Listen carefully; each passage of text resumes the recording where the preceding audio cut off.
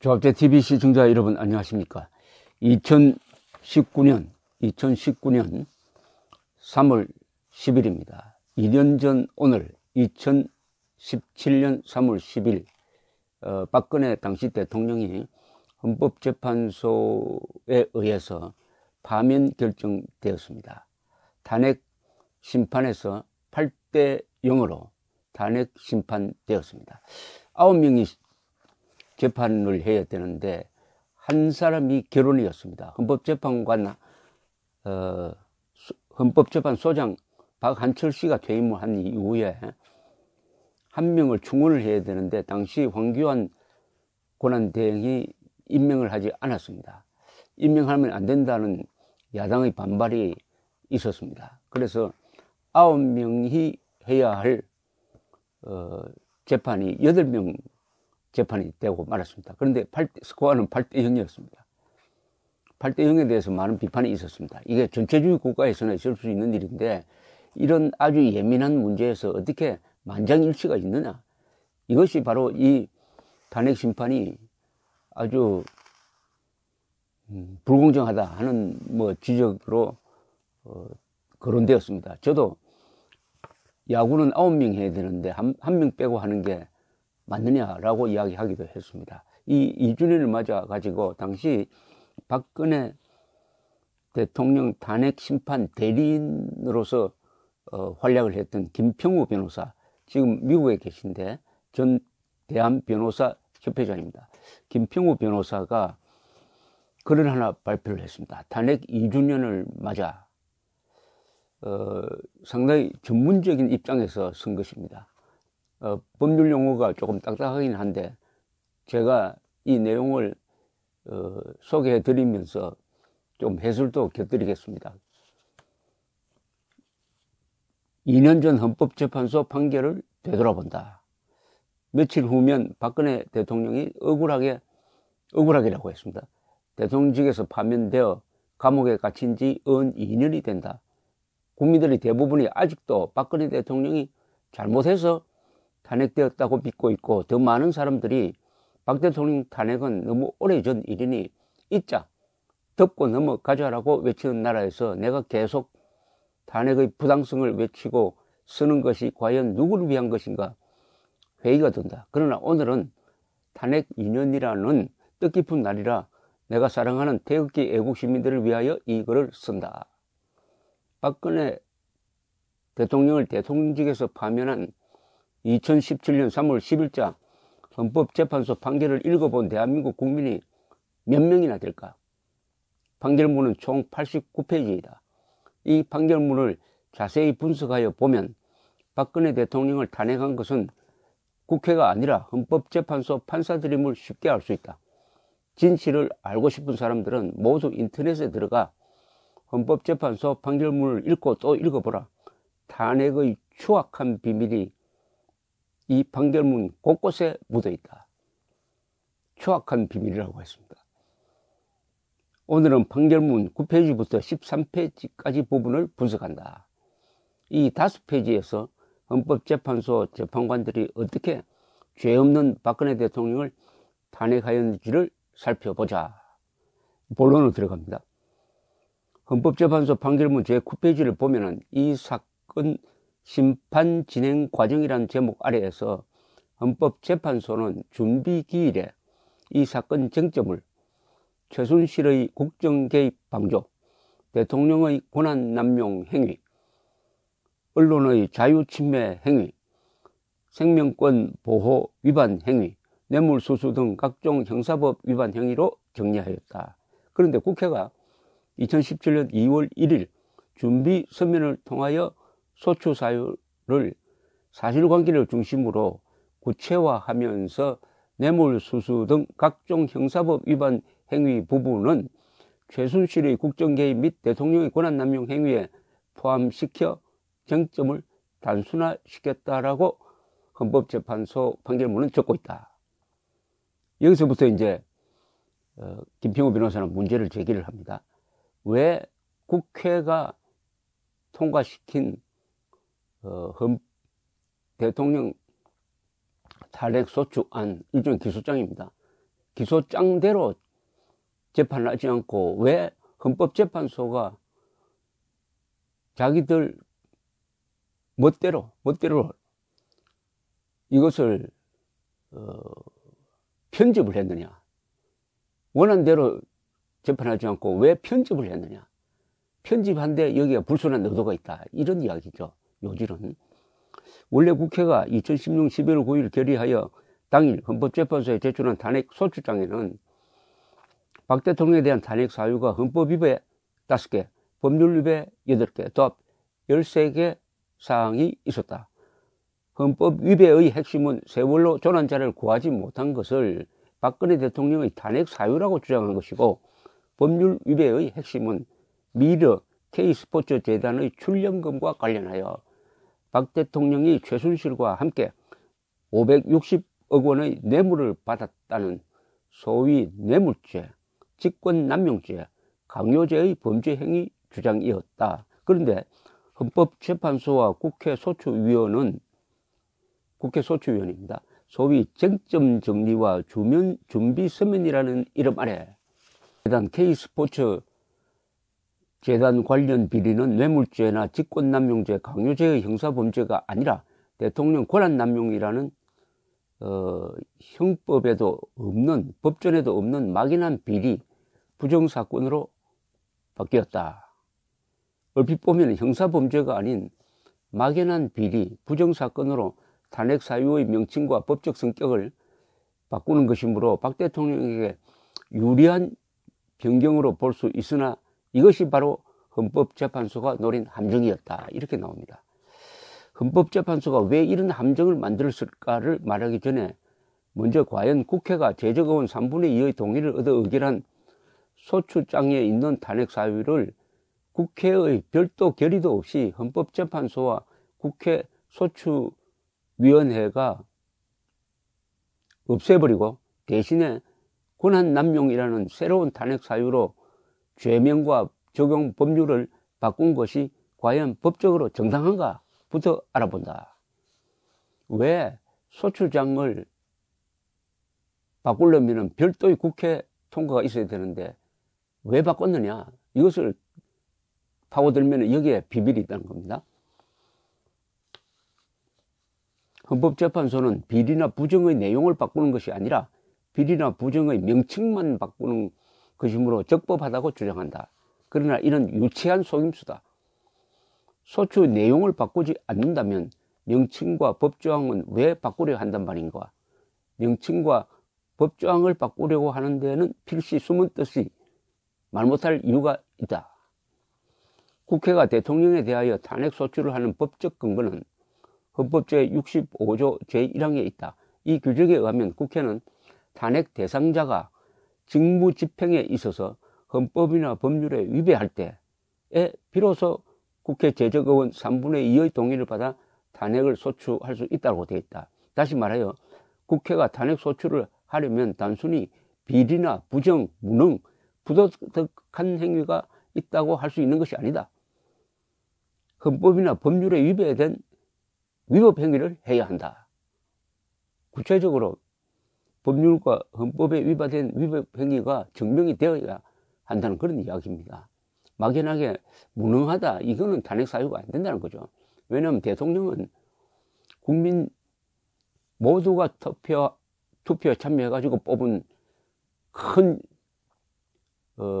정치적, 어떻게 보면 역사적 존재이기 때문에 구체성이 없으면 막연하게 뭐 기분 나쁘다고 해서, 무능하다고 해서, 국민의 지탄을 받는다고 해서 그게 탄핵 사유가 될 수 없다. 구체적인 헌법 법률 위반 사례가 있어야 된다. 이 점을 지금 김평우 변호사가 강조하고 있습니다. 우리나라 헌법은 전문과 부칙 외에 본문만 127개 조항이 있다. 법률은 수천 개다. 형법만도 372개 조항이 있고 특별형법도 수십 개다. 따라서 국회가 탄핵 대상자를 헌법이나 법률에 위반되는 행위를 하였다고 소추하려면 반드시 어느 법의 어느 조항에 위반되었는지 위배된 법률 이름과 법률 조항을 특정하지 않으면 안 된다. 예컨대 대통령이 어느 기업인에게 특정 재단에 100억 원을 기부하라고 요청한 사실에 대하여 특정 헌법조항이나 법률조항을 특정하지 않고 막연하게 대통령의 권한을 남용한 비리가 있어 탄핵한다라고 소추하면 그 권한 남용의 비리가 과연 헌법 위배인지 법률 위배인지 알 수가 없다. 이것은 적법한 탄핵 소추가 아니다. 따라서 그런 요구를 했다면 당연히 헌법재판소는 각하나 기각 결정을 했어야 하는데 헌법재판소의 판결은 정반대였다. 미르재단, K스포츠재단 관련 560여 원의 출연금에 대하여 국회가 형사법 제-몇 조의 뇌물죄, 직권남용죄, 강요죄에 해당하는 법률 위배이므로 헌법 제65조에 따라 탄핵소추한다라고 이런 탄핵소추 요건에 맞게 탄핵사유를 특정하였는데 국회는 그래도 특정을 했다는 겁니다. 특정하였는데 헌법재판소가 아무런 이유도 없이 뇌물죄, 직권남용죄, 강요죄의 명칭과 해당 조문을 없애버리고 권한남용이라는 해당 법조문도 없는 애매모호한 비리 부정사건으로 바꾸라고 오히려 헌법 제65조의 정면으로 어긋난 지시를 탄핵소추 국회 소추위원회에 했다는 겁니다. 헌법재판소의 이 기이한 지시가 법에 어긋난다고 박 대통령 변호인들이 항의하자 헌법재판소는 판결문 제13페이지에서 소추 의결서에서 그 위반을 주장하는 법 규정의 판단에 관하여 헌법재판소는 원칙적으로 구속을 받지 않으므로 청구인이 그 위반을 주장한 법 규정 외에 다른 관련 법 규정에 근거하여 탄핵의 원인이 된 사실관계를 판단할 수 있다라고 판결하고 있다.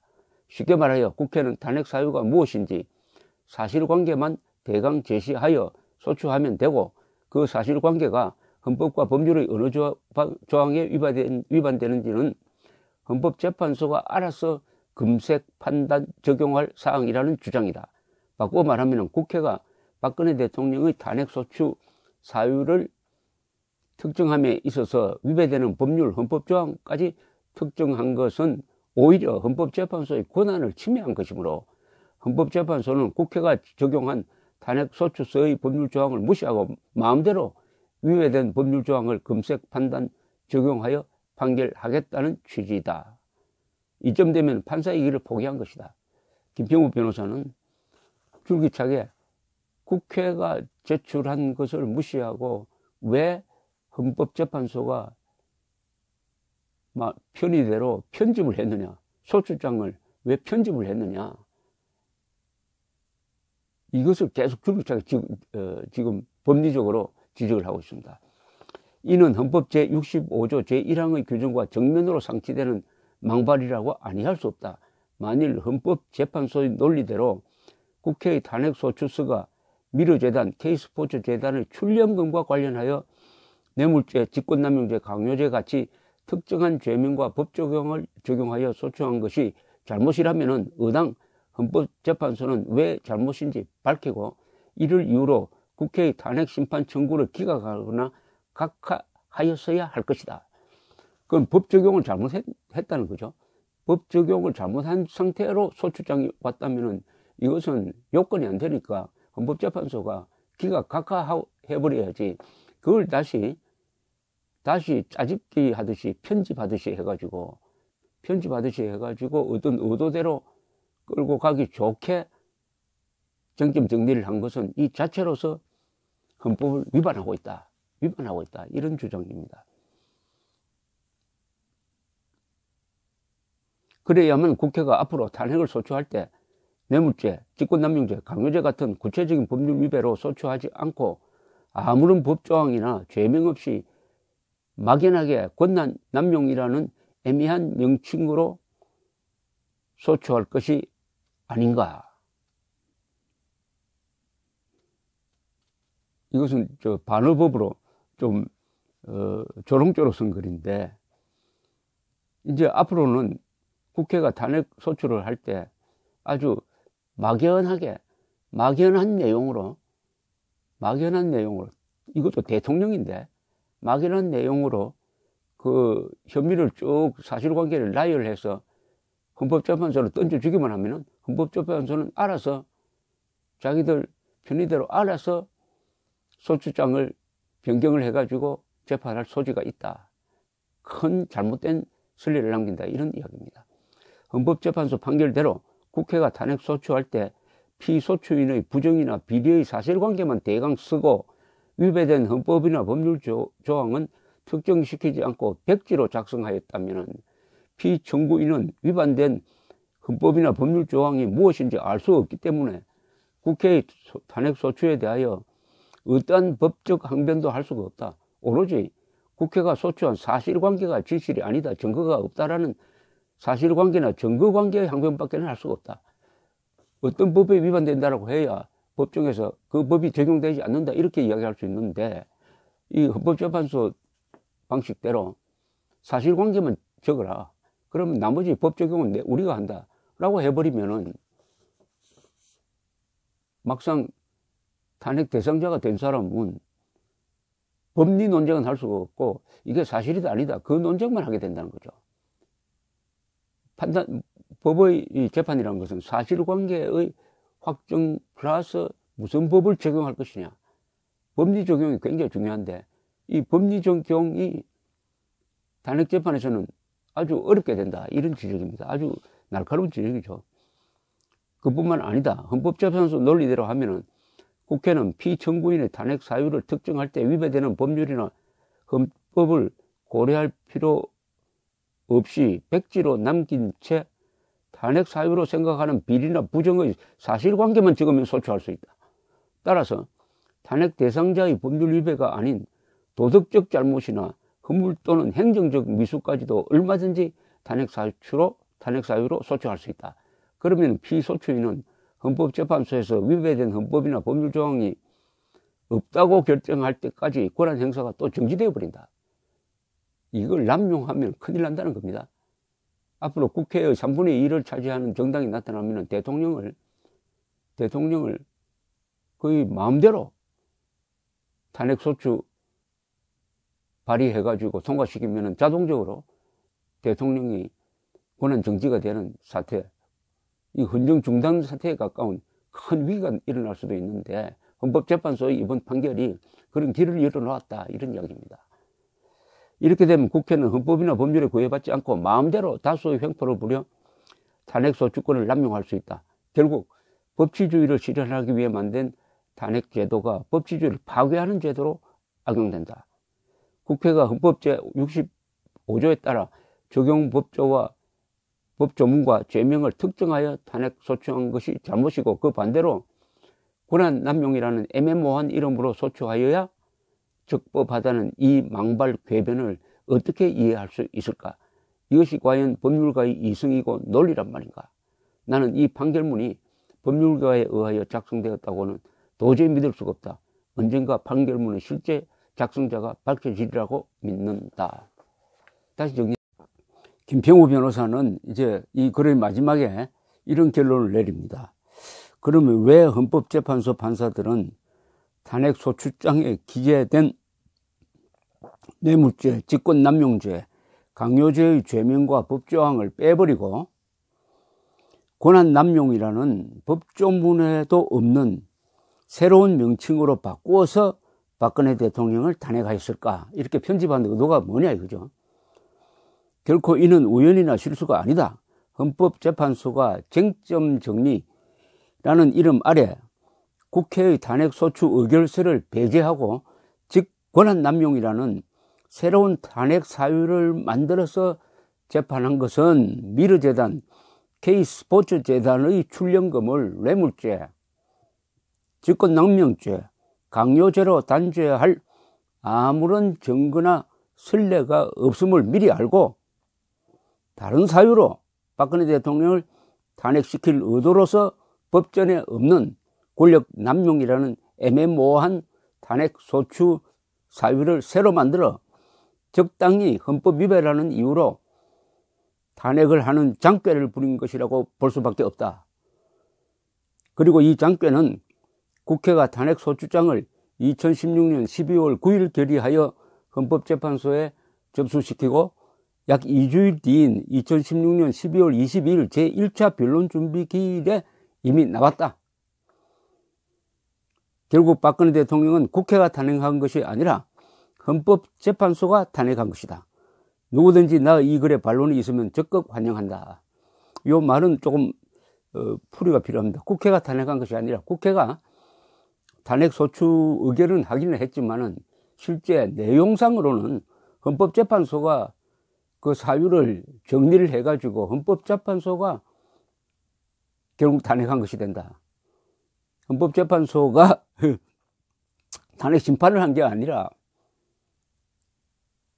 결론을 내려놓고 탄핵하기 좋게 탄핵 사유를 권력 남용으로, 애매모호한 권력 남용으로, 이 헌법에도 없는 권력 남용으로 정해가지고 변경해가지고 편집해가지고 탄핵을 했으니까 이것은 헌법재판소가 북치고 장구치고 다 했다, 이런 뜻입니다. 그런데 이분 김평우 변호사의 이야기와 그 맥락을 같이 하는 증언이 바로 나와 있습니다. 배보윤 당시 헌법재판소 공보관입니다. 이분은 물론 지금은 변호사 퇴임한 이후에 변호사를 하고 있는데, 이 헌재에서 26년간 재직한 헌법과 헌재에 대해서 가장 잘 아는 분으로 알려져 있는데, 이분이 최보식 기자와 작년에 인터뷰한 내용에도 지금 김평우 변호사의 생각과 맥락을 같이 하는 내용이 있습니다. 이분이 이렇게 이야기했습니다. 대통령 탄핵은 국민의 여론으로 하는 불신임 제도가 아니라 법적 책임 추궁 제도이다. 직무와 관련하여 내란 외환죄 같은 중대한 헌법 및 법률 위반을 했고, 거기에다 선출된 것을 뒤엎을 만한 국민 신뢰를 저버렸을 때 탄핵이 가능하다. 이번에 국회의 소추는 법적 책임과 불신임을 혼동해서 진행되었다. 이 불신임 제도가 아니라는 이 말이 굉장히 중요합니다. 이 대통령 중심제에서 대통령은 국가의 최고 영도자로서 법적 안정성이 보장돼야 됩니다. 그러니까 쉽게 말하면 국가 반역을 저지르지 않으면은 설사 살인을 하더라도 중간 임기 중에 끌어낼 수가 없다는 겁니다.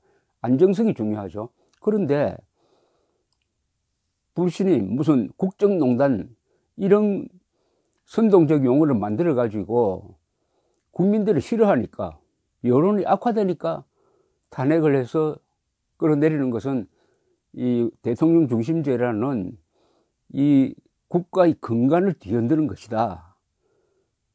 그런데도 우리 국회는 법적 책임 추궁보다는 그냥 불신임 쪽으로 더 많이 가버렸다 하는 이야기입니다. 이 배보윤 당시 헌재 공보관의 이야기는. 그러면서 이어서 이렇게 이야기를 합니다. 헌법 84조는 내란 또는 외환의 죄를 범한 경우를 제외하고는 재직 중 형사상의 소추를 받지 아니한다고 했다. 그때 박 대통령의 혐의는 법원에서 확정된 게 없었다. 단지 최순실 등의 공소장에 박 대통령과 공모하여로만 되어 있었다. 국회에서 소추를 하려면은 나름대로 조사를 해야 했는데 조사를 또 하지 않고 공소장 일부와 언론 보도문을 합쳐서 소추장을 만들었는데, 거기다가 헌법재판소는 김평우 변호사 이야기대로 헌법재판소는 그 부실하게 된 탄핵 소추장을 각하 또는 기각시켜버려야 되는데, 그것을 재판하기 좋게 또 대통령 파면하기 좋게 그렇게 항목을 설정을 했다, 이런 이야기입니다.